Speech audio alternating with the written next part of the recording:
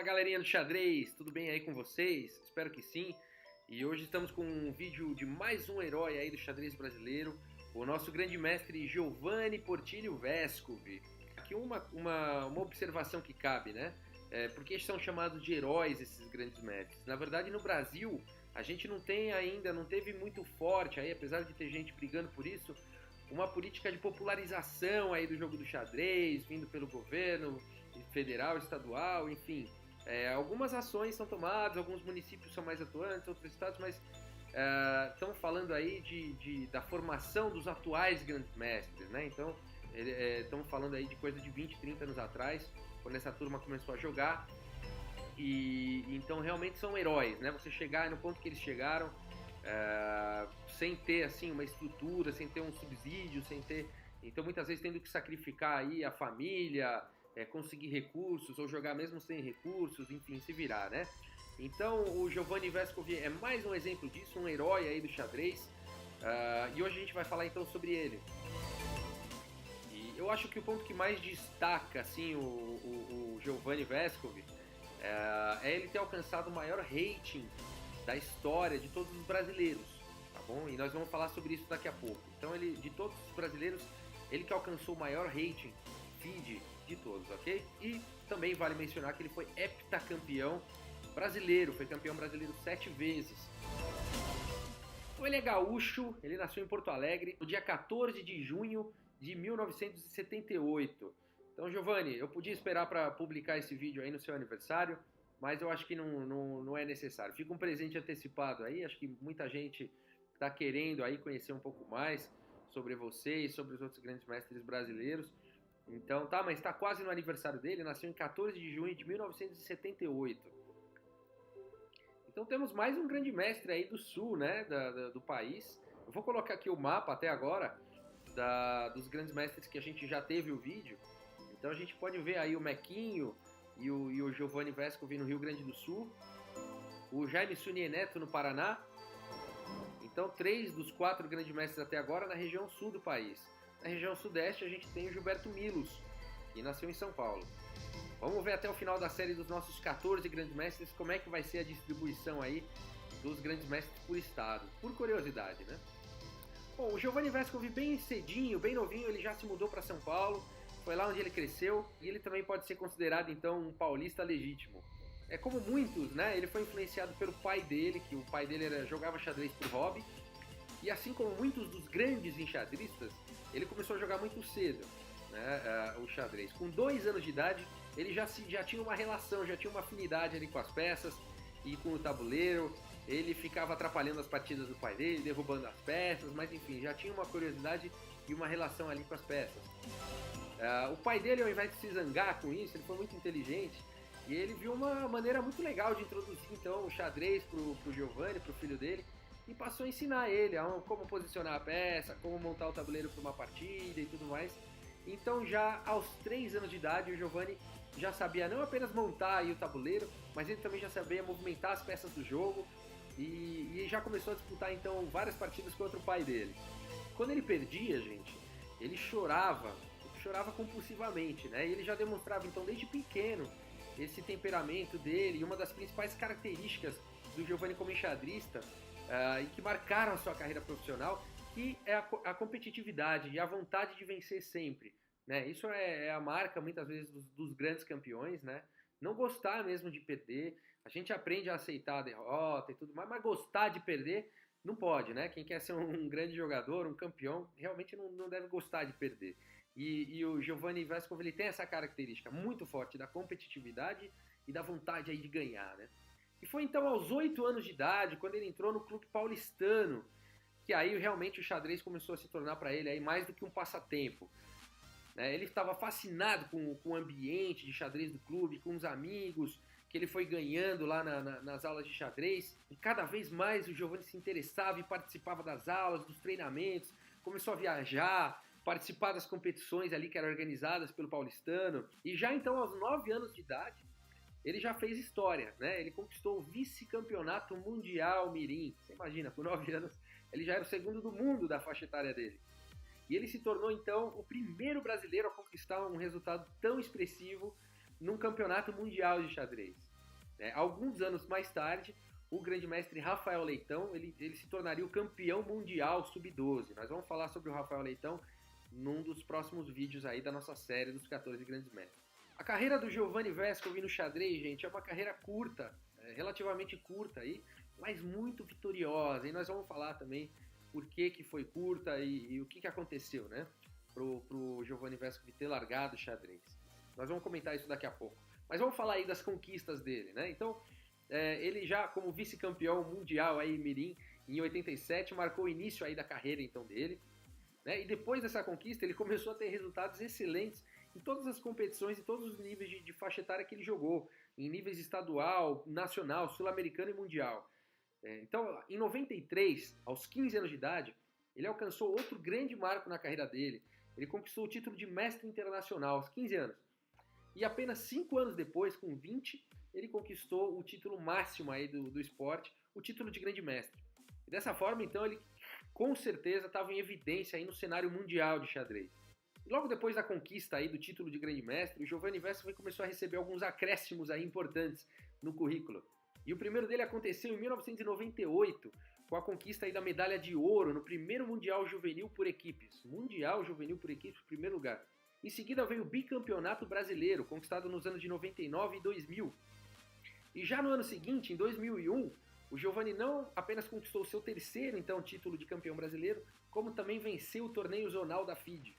Logo em seguida ele se tornou tricampeão do fortíssimo torneio de grandes mestres de Bermudas, com as vitórias nos anos de 2002, 2003 e 2004, que ficaram marcadas como algumas das maiores conquistas do xadrez brasileiro. Em 2006 ele venceu mais uma vez o campeonato brasileiro de xadrez, e ele repetiu esse feito em 2007, 2009 e 2010, atingindo então nada menos do que 7 conquistas nacionais e o maior rating da carreira dele, com 2.660 pontos no ranking da FIDE. E além de todas essas conquistas, vale também aí mencionar, destacar que o Giovanni defendeu o Brasil aí por várias vezes nas Olimpíadas Mundiais de Xadrez. Agora falando aí da aposentadoria do Giovanni Vescovi, né? É uma pena, né, gente? Um fenômeno, um furacão aí como o Giovanni Vescovi e não poder aí se dedicar realmente aí ao xadrez brasileiro. E eu acho que todo mundo vai entender, né? As razões e os motivos dele são muito pessoais dele, mas para mim faz todo sentido, né? Gente, é muito difícil no Brasil. Você imaginar que um jogador desse gabarito não consegue apoio, você vê o problema que o Brasil tem, né? Então, em decorrência aí da falta de apoio, da divulgação aí do esporte, né? Da falta de premiações atraentes aí no Brasil, as premiações, você tem que ser o melhor para ter uma premiação que não vai aí te garantir o sustento. O xadrez é um esporte caro, você tem que viajar, envolve custos com compra de passagem de avião, hospedagem, né? Você ainda tem que ter dinheiro para tudo isso e ainda para se manter, para comprar suas coisas, para criar uma família. Então, assim, realmente é muito, muito difícil se dedicar exclusivamente ao xadrez, né, no Brasil. É triste isso, esperamos que mude, né? Tem muita gente lutando para mudar isso. E foi por essa razão aí que o Giovanni, então, abandonou o xadrez profissional. A sua última grande competição foi a Olimpíada de Xadrez de Istambul, na Turquia, em 2012. Tá? Desde então ele tem jogado aí alguns torneios interclubes. Foi até para tentar mudar esse cenário aí, que o Giovanni não largou a toalha, ele tentou lutar. Em 99, gente, para vocês terem ideia, ele se juntou com ninguém mais, ninguém menos do que o Anatoly Karpov, o ex-campeão mundial e um dos maiores da história do xadrez. E eles então apresentaram um projeto para o governador da época, para o governador de São Paulo da época, que era muito entusiasta do xadrez, o engenheiro politécnico, o Mário Covas, né? E a ideia era introduzir aí o xadrez nas escolas públicas do estado, um projeto maravilhoso.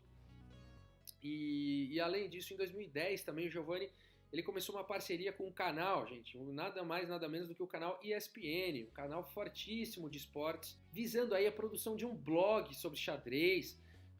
Não é muita coisa, né, você pedir aí uma ajuda para um blog, mas o projeto acabou sendo abortado aí poucos anos depois. Mas a história dele está longe de ter um final triste, né, a história pessoal aí do Giovanni Vescovi. Então ele fez realmente um grande marco aí no xadrez, e apesar dele ter se formado em Direito, e ter focado numa carreira jurídica logo depois dele ter abandonado o xadrez, ele encontrou então no mercado financeiro a sua nova vocação profissional, né? E realmente hoje ele está muito bem. Ele trabalha no Itaú até hoje, desde 2012, e ele fica traçando análises, estratégias de investimentos aí, com foco em compra e venda de ações. Então, ó, só uma curiosidade, ele já foi no Itaú Corporate Credit Analyst, então analista de crédito corporativo, analista de equity, estrategista de equity, trader de equity, e hoje ele está como analista de hedge funds. Então você vê, né, como que o xadrez e todo o pensamento estratégico dele fizeram dele aí um profissional de muito sucesso aí no mercado financeiro. Parabéns aí, Giovanni Vescovi, por toda a sua trajetória, por todo o legado que você deixou aí pro Brasil no xadrez. A gente torce aí para esse cenário mudar, para a gente poder ter umas condições um pouco melhores. A gente tem uma geração de novos grandes mestres surgindo aí. Só no ano passado, para esse ano, já tivemos mais 2 novos grandes mestres. Então, vamos torcer para mudar isso e para que jogadores tão talentosos aí, ou possivelmente até mais do que o Giovanni Vescovi, possam crescer e brilhar no cenário mundial e levar realmente o xadrez brasileiro para um outro patamar ainda maior do que já chegou, tá bom? Essa é a nossa expectativa, mas vamos falar de coisa boa, gente. Vamos ver uma partida então aqui do Giovanni Vescovi, e ele tá de brancas jogando contra nada mais, nada menos do que o Anatoly Karpov, de peças pretas. E vamos ver como é que seguiu essa partida. Essa partida foi jogada em 2004 e o Giovanni Vescovi então começou com E4, peão do rei. Temos E6, a defesa francesa, pelo Karpov. D4, D5, e aí tem várias opções, né, gente? Aqui dá para jogar E5 avançando, dá para jogar cavalo C3, são possibilidades. O Giovanni Vescovi, ele vai para cavalo D2, a variante Tarrache da defesa francesa. Temos peão toma, cavalo em D7, cavalo em F3, cavalo de G em F6. Então os dois já desenvolvendo os 2 cavalos. Aqui tem algumas opções também. Bispo D3 pode ser jogado aqui agora, é uma possibilidade. Mas o Giovanni Vescovi, ele vai para uma outra linha. Cavalo toma e C3. Tá, então esse daqui é um nome longo, é a defesa francesa Rubinstein, Blackburn, Kasparov, ataque. Ainda é teórico, então isso significa que até aqui estamos na teoria. C5 também é um lance teórico. Cavalo E5, A6. E aqui, gente, o lance da teoria é bispo E3, tá bom? Aí ele seguiria, não foi jogado pelo Giovanni Vescovi, mas o lance teórico aqui é bispo E3, tá bom? E como é que seguiria numa partida dessa? Bom, tá atacando aqui o peãozinho de C5, possivelmente seria jogado o lance teórico é dama em C7, adicionando mais uma defesa aí no peão, e depois de dama 4 dando cheque, cavalo volta lá em D7, e aí a gente tem bispo B5, é o lance teórico, né? O peão não pode capturar aqui o bispo, porque senão perde a torre, e as brancas estão fazendo uma pressão aqui em D7, a gente teria então peão toma peão, atacando aqui o bispo, então primeiro o bispo toma cavalo cheque, e depois de bispo toma bispo, dama toma peão, tá? E aqui uma posição, teríamos então a posição teórica dessa abertura, dessa variante da defesa francesa, e é uma posição de equilíbrio aí para as brancas e para as pretas, uma posição bem equilibrada. Então não foi o lance jogado aqui pelo Giovanni Vescovi, não foi jogado bispo em E3, ele jogou então o bispo em G5, ele vai para uma ideia diferente. Dama D5 foi jogado pelo Karpov. Dama D5 impede, né? Tenta impedir o desenvolvimento desse bispo branco, então tá fazendo uma pressão aqui no peãozinho de G2. Bispo toma cavalo, peão toma, e cavalo em C4. Cavalo em C4 com ideias de jogar aqui o cavalinho em B6 e dar um duplo na dama e na torre. Peão toma, permitindo então o duplo. Cavalo B6, mas o Karpov consegue salvar as 2 peças, primeiro com dama E4, ganhando um tempo, e depois então que o bispo sai para E2, torre em B8, tá bom? É possível jogar aqui dama toma em G2 nessa posição? Não seria muito bom, né? Porque as brancas conseguem primeiro defender a torre aqui com um tempo, né? Jogando bispo F3, então defendendo aqui a torre, o bispo está defendido pela dama e essa dama tem que se mover. Então, depois de algo do tipo dama em G5, a gente poderia capturar essa torre aqui agora. Daria até para fazer um lance antes aqui, como dama A4 antes, ó, para perder o roque, e depois de rei E7, então, você pode tomar simplesmente a torre e as brancas estão ganhas aqui, tá bom? Então não dá para voltar, vamos voltar lá, depois de bispo em E2 cobrindo o cheque, não é muito bom para as pretas tomar aqui em G2. O melhor mesmo é salvar a torre, e é o que o Karpov faz, ele joga a torre aqui em B8, tá bom? Então agora, finalmente, o Veskov conseguiu então rocar, ele roca, antes que seja tarde, né? E com isso ele sacrifica, né, um peão, ele não retomou, né, o peão aqui. Vamos olhar se ele tivesse retomado aqui ao invés de rocar, ó. Dá para ele retomar o peão aqui agora? Dá, ele poderia ter tomado aqui, depois de dama toma em G2, bispo F3, dama em G5, com dama 4, aqui seria melhor para as pretas cobrirem com a dama em B5, e depois da troca de damas, com torre C1, atacando duas vezes o bispo. Esse bispo teria que sair daí, não tem como adicionar ou mexer o rei, né? Mas bispo D7 seria o melhor lance, e torre em G1. Então essa é uma posição, as brancas estariam com um peão a menos, mas elas estão dominando aí as colunas abertas, e tem compensação então pelo peão a menos, seria uma posição bastante equilibrada, tá bom? Mas não é nada disso que o Giovanni quis jogar aqui. Então depois de torre em B8, ele prefere ir pelo lance mais preciso, mais seguro, roque, sacrificando então o peão. Temos peão toma, e o Karpov joga bispo em C5, atacando então aqui o cavalo. Giovanni Veskov vai para a coluna semi-aberta com a torre B1, defendendo o cavalo e posicionando melhor a torre. Dama C6, trazendo mais um ataque então aqui para o cavalo. E ao invés de tirar o cavalo, o Giovanni Veskov posiciona melhor o bispo em F3, né? A dama não pode então capturar esse cavalo que está protegido pela torre e é obrigado então a mover a dama. Dama C7, e aqui então o Giovanni vai para uma manobrinha para defender esse cavalo, jogando primeiro dama em A4, com cheque, e depois então de rei em E7, dama em A5, e aqui que começa toda a beleza da partida, toda a coisa bacana. Aqui de cara já o Giovanni está ameaçando algumas coisas aqui, um cheque descoberto, ganhando a dama, né? Está ameaçando ganhar a dama. Esse cheque descoberto, se o peão toma, a dama toma a dama aqui. Tá? Então essa aqui é a ameaça. Vamos fazer qualquer lance bobo aqui.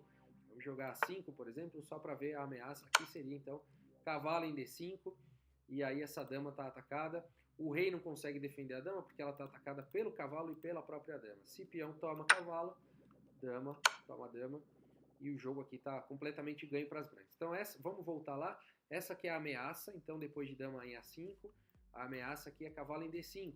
A dama está solta. O Karpov defende jogando bispo em D6. Agora esse bispo está defendendo a dama e ao mesmo tempo atacando o peãozinho lá de H2. A gente não teria mais a possibilidade de cavalo toma aqui, o peão toma, e agora esse bispo aqui está protegendo a dama, tá bom? Então essa foi a ideia do Karpov. O Karpov viu tudo isso, defendeu a dama dele, e aí o Giovanni Veskov então não defende o peãozinho de H2 e posiciona melhor a torre de F em E1, e criando novamente aqui a ameaça de cavalo em D5. Agora esse peão está cravado, né? Então muito legal esse lance do Giovanni Veskov, e essa é uma característica de um grande jogador, de um grande mestre. A gente percebeu que ao invés de tirar o cavalo a hora que o cavalo estava ameaçado, o Giovanni Veskov não pensou em se defender, ele foi melhorando a posição, conseguiu manobrar, criou ameaças. Com o peão atacado ele não defendeu o peão, ele criou novas ameaças. Então é isso que o xadrez, muitas vezes, é essa luta, né, de você ir construindo, melhorando a sua posição ao invés de você começar a se defender, né? E aqui então o Giovanni Veskov criou mais essa ameaça de cavalo D5 novamente. O Karpov toma o peão com cheque, já que ele ganhou um tempo, agora é cheque, o rei tem que se mover, mas esse foi um erro, tá bom? E a gente vai ver como é que o Giovanni Veskov prova que isso foi um erro. Rei H1, e o bispo volta para E5. Essa foi a ideia do Karpov, né? Então agora o cavalo, esse peão não está mais cravado, o cavalo não pode jogar em D5, porque simplesmente o peão toma o cavalo, e essa que é a ideia então do Karpov. Mas o Giovanni Veskov faz um lance aqui e o Karpov abandona. Então se você quiser achar esse lance, pode dar pause aí no vídeo, tentar achar esse lance, que é muito legal. Eu vou dar alguns segundos. E então parece aqui que o Karpov conseguiu defender toda a posição, mas o Giovanni Veskov mesmo assim joga cavalo em D5 e aqui o Karpov abandona, né? Qual que é a ideia, né? Bom, aqui o cavalo está dando um duplo no rei e na dama, então qualquer lance que o rei se movimentar, o cavalo vai tomar a dama, vai perder o jogo. O único lance então que talvez fosse possível seria peão toma cavalo, mas peão toma cavalo deixaria esse bispo aqui cravado, e aí a gente teria dama toma dama. Então significa que o Karpov perdeu a dama aqui, gente. Olha que legal. Se peão toma cavalo, dama toma dama com cheque, e esse bispo não pode capturar aqui a dama porque ele está cravado aqui por essa torre, né? Então muito legal. Vou voltar aqui na posição final, cavalo em D5 cheque e o Karpov abandonou. Então uma partida muito bacana, mostra aí um pouco do estilo aí do Giovanni Vescovi, né? Um estilo bastante preciso, a gente pôde ver, bastante posicional, mas na hora de dar o ataque aí, o bote, o Giovanni vai com tudo, tá bom? Espero que vocês tenham gostado. Nós vamos ter outras partidas do Giovanni Vescovi mais pra frente também, e de todos os outros grandes mestres mais pra frente também. Mas nessa série dos grandes mestres, a gente mostra uma partida de cada um, fala sobre a história de cada um, mostra uma partida de cada um, e mais pra frente nós vamos ter então outras partidas que muito provavelmente vocês estão querendo, né? Conhecer mais aí sobre todos esses grandes mestres, sobre todos esses jogadores, tá bom? Muito obrigado aí pela sua audiência, gente, e é isso, façam sua avaliação do vídeo, dá uma curtida aí, se você gostou do vídeo, se inscreve no canal, para você ficar por dentro de quando novos vídeos forem lançados.